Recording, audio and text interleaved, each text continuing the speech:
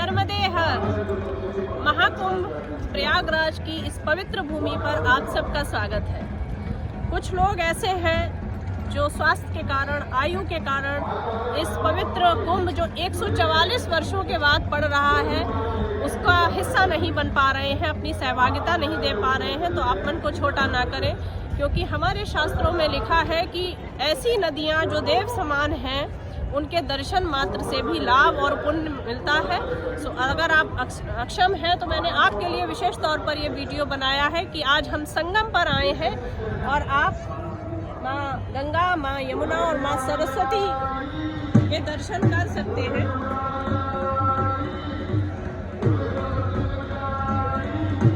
गंगा, यमुना, सरस्वती आप सबको सुख दे, आनंद दे, शांति दे, आध्यात्म दे और साथ साथ ये विचार भी दे कि किसी भी पाखंड के नाम पर आप हमारी नदियों को गंदा ना करें। कुंभ में कई दिन से मैं यहाँ हूँ और किसी भी स्थान की जो व्यवस्था होती है वो सदैव होती है उसकी स्वच्छता से, और इस बार दोनों को ही मुझे श्रेय देना चाहिए, योगी महाराज की सरकार को भी और हर उस नागरिक को भी जो भारत के कोने कोने से कुंभ में आ रहा है और उसको पता चल गया है कि प्लास्टिक का मतलब अब कैंसर है। और हर एक नागरिक इस बात को बहुत अच्छे ढंग से सोचते हुए डस्टबिन में ही बोतल डाल रहा है। हम हमेशा नकारात्मक बातों पर ही बात करते हैं, उसका सकारात्मक पहलू नहीं देखते हैं। 4 से 6 दिनों के पूरे दिन और पूरी रात के भ्रमण के बाद मुझे समझ में आया कि प्रति व्यक्ति ये सतर्कता है। अगर हम औसत लगाएं कि हर आदमी या तो पन्नी नहीं ला रहा है या प्लास्टिक यूज़ नहीं कर रहा, और कर रहा है तो डस्टबिन में डाल रहा है। और ये मुहिम जो कई सारी संस्थाओं ने मिलकर चलाई थी, जिसमें पंचतत्व ने भी अपनी सहभागिता दी थी, एक थैला एक थाली, और जिसमें मुझे बहुत खुशी है कि मेरी भतीजी को सबसे कम उम्र में ये अवसर मिला कि वो इस बात का निवेदन अपने सब भारतवासियों से करे कि अगर कुंभ में आए तो प्लास्टिक ना लाएं।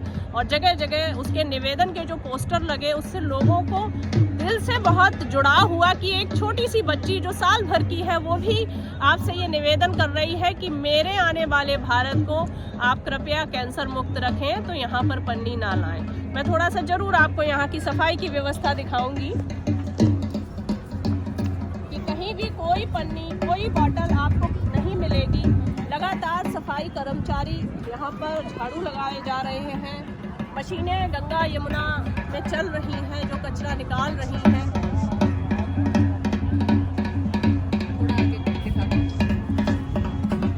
उन मशीनों में सबसे अच्छी बात यह है, आज मैं कल अगर अवसर होगा तो उस मशीन का भी आपको फोटो दिखाऊंगी कि उस मशीन में से जो कचरा निकल रहा था, आज मैंने देखा उसमें केवल फूल थे, मतलब उसमें भी कोई प्लास्टिक का दोना नहीं था, कोई ऐसी सामग्री नहीं थी जिससे नदियाँ हमारी खराब हो, उनका दोहन शोषण हो।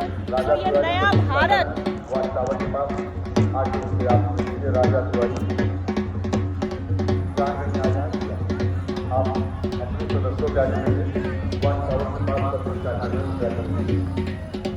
तो ये नया भारत जो पर्यावरण को समर्पित होकर काम करने निकला है, इस नए भारत की वजह से आने वाली पीढ़ियां स्वस्थ रहेंगी, आनंदित रहेंगी और मानसिक स्तर उनका बड़ा रहेगा। और देख सकते हैं आप, दूर दूर तक कहीं भी आपको कोई कचरा नजर नहीं आए।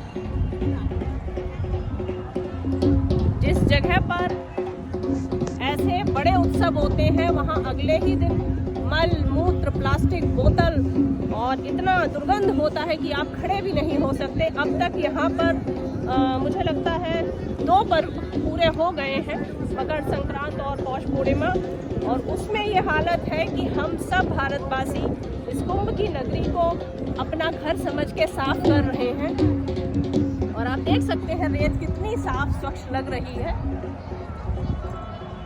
और ये हमारी सबसे कम आयु की भारतीय अर्जिता जी जो सबका निवेदन कर रही हैं, वो संबंधों में मेरी भतीजी जरूर हो सकती हैं पर वो सबकी बेटी है, सबकी बच्ची है, और वो आप सबसे निवेदन कर रही है कृपया कुंभ में आए तो पन्नी ना लाएं, प्लास्टिक ना लाएं, आएँ तो इसको हरित बनाएं, इसको प्लास्टिक मुक्त बनाएं और एक थैला एक थाली का प्रकल्प जिस पर हमने पिछले 1 साल से काम किया।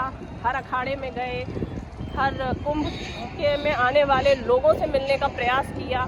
100 से अधिक संस्थाएं से जुड़ी और सबने एकजुट होकर एक ही नारा दिया, एक थैला एक थाली, कि इसमें कोई व्यक्तिगत सहयोग नहीं है, सबकी समान रूप से इसमें सहभागिता रहेगी। और 22 लाख थाली और 20 लाख थैले इकट्ठे हुए, जिसमें से हमने 15 लाख थाली और थैले बांट दिए। और हर अखाड़े में हमने स्टील के प्लेटें पहुंचाई हैं ताकि कोई भी पत्तल, थर्माकोल या प्लास्टिक की किसी भी शिविर से ना निकले। तो अर्जिता का निवेदन जो था वो सबने स्वीकारा है और जहां तक होगा शायद कल आप लोग अर्जिता से मिल सकते हैं, क्योंकि कल वो भी कुंभ में आ रही है और मैं चाहती हूँ कि इस पवित्र भूमि की पवित्र रज वो भी अपने माथे से लगाए और अपने जीवन के प्रथम वर्ष में ही वो संस्कृति और इस 144 वर्ष बाद पड़ने वाले इस कुंभ का हिस्सा बने। तो कल हम लोग फिर मिलेंगे किसी एक और विषय को लेकर। अगर कोई भी सुझाव, विचार या प्रश्न या जिज्ञासा कुंभ को लेकर आप लोगों की हो तो यहाँ कमेंट बॉक्स में आप कर सकते हैं। मैं कल के सेशन में आपको इसका उत्तर दूंगी। नर्मदे हर।